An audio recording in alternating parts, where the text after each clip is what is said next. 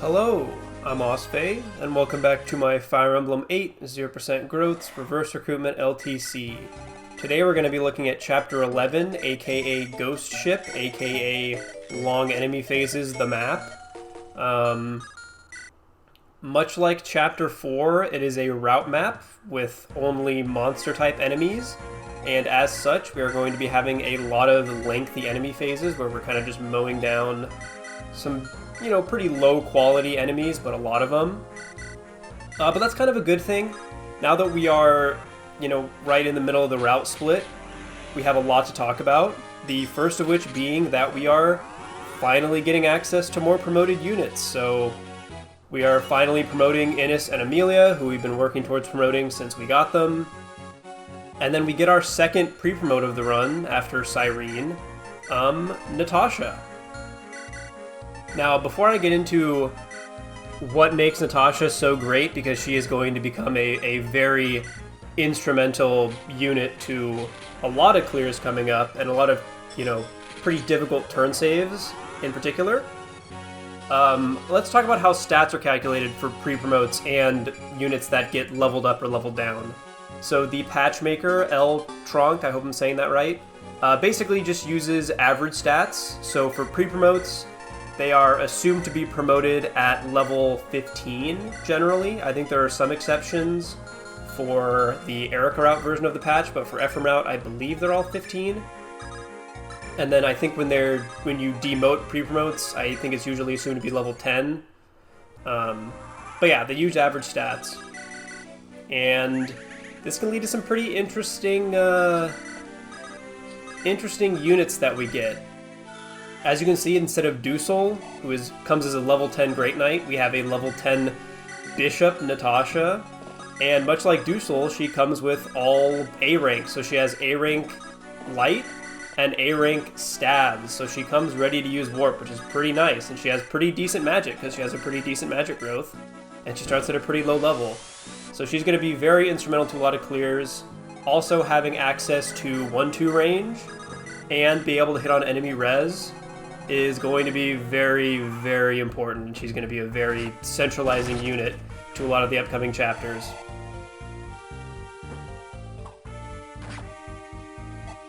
The overall strategy for this map was adapted from a clear by Jumpy23, so shoutouts to him.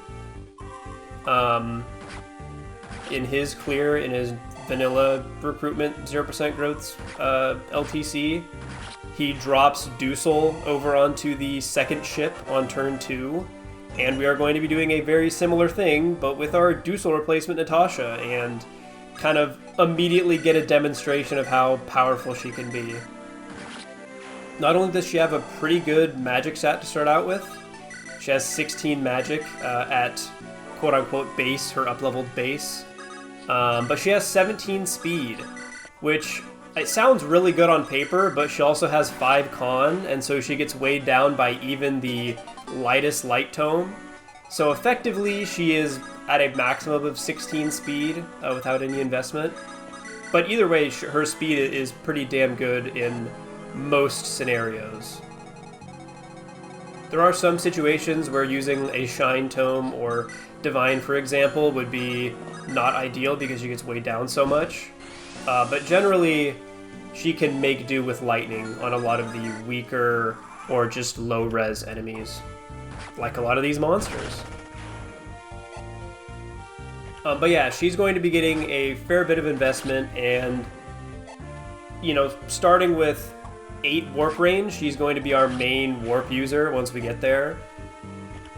Fortunately, we didn't really have to worry about grinding La Rochelle all the way up to A rank stabs, although we probably could, to be honest. We hit B rank a few chapters before chapter 15, before we even get warp, so if we really needed to, I do not think it would be too difficult to get her up to warp, but having a someone that comes ready to go right out the package is pretty nice, and we'll be taking advantage of that to the full extent.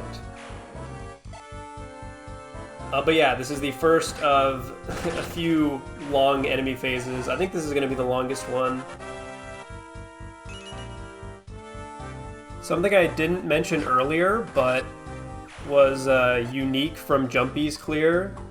So the part of the clear I got from Jumpy 23 was just throwing Natasha onto the ship to clear out, most of the enemies while we could kind of limit who they could attack. But one thing that I came up with myself was what we did with Dazla on turn 1. So a big problem with this map is how the developers basically try to dictate the pacing of the map, and this creates a lot of difficulties when you're trying to clear it efficiently. So there are a lot of flying enemies spaced out throughout the map over the ocean, and they are programmed to kind of buffer how they aggro to you and start moving to attack you. So there are maybe 2 or 3 enemies on turn 1 that immediately start flying towards you and try to attack you. And then there are most of them who have AI to not move until a certain turn. Usually it's turn 4 or turn 5, especially the case for the reinforcements. And to clear this map efficiently, we need to be able to kill them before turns 4 and 5, or on turns 4 and 5 at the latest, because we are ideally going for a 5-turn clear, which is what we get here. And so the way you can do that without having to, since we can't really make them move to attack us, we can, however, still provoke them into attacking us by ending our turn in their attack range. So they won't move, but they'll attack us. And so that's why we, on turn 1, pick up Dazla with Tana and then drop him off into the far right Mogul's range. We also had him use a Pure Water, which is a nice little AI manip. So after using a Pure Water, he technically has higher res than Tana. And since Tana can double the Moguls and Dazla can't, we would ideally have all the Moguls that don't attack Dazla and have the option to attack Tana to attack her instead. And so that's exactly what happens on turn 1 enemy phase.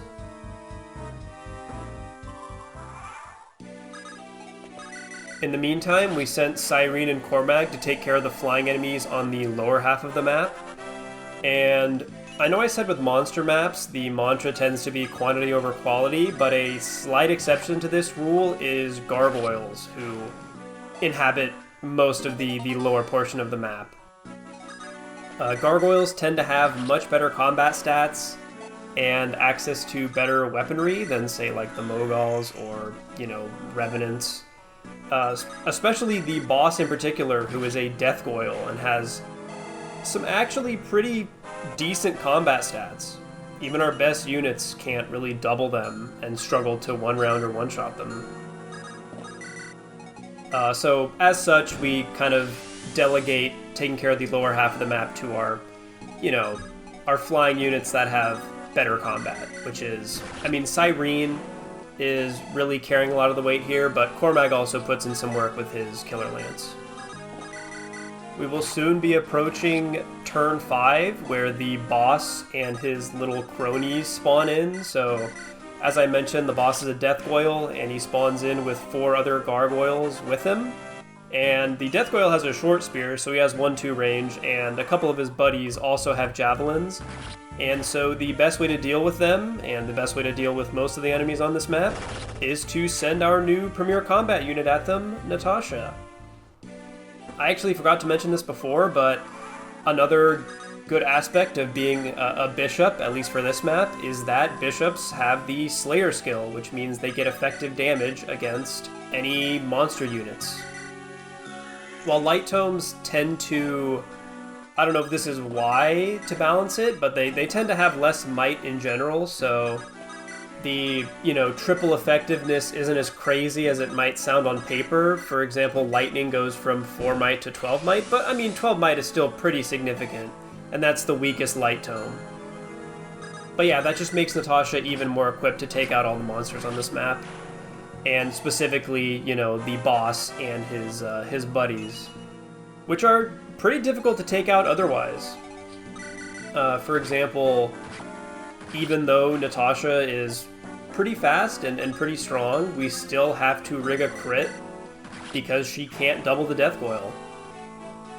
Fortunately, however, another nice aspect of this strategy where we send her over to the boat on turn 2 to take a lot of enemies is that she actually hits S-rank light magic right before fighting the boss.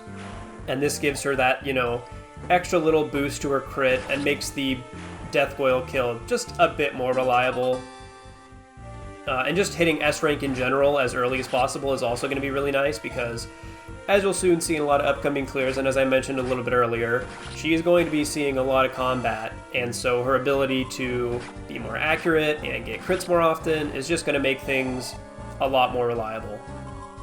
And just make some clears that otherwise would be impossible possible, so... yeah, Natasha is kind of going to be the GOAT of this run in a lot of ways. There are some other good pre-promotes we have coming up too, but I don't know if anyone will rival the mix of both combat and actual utility that Natasha provides. But yeah, that is Chapter 11 in 5 turns. Peace.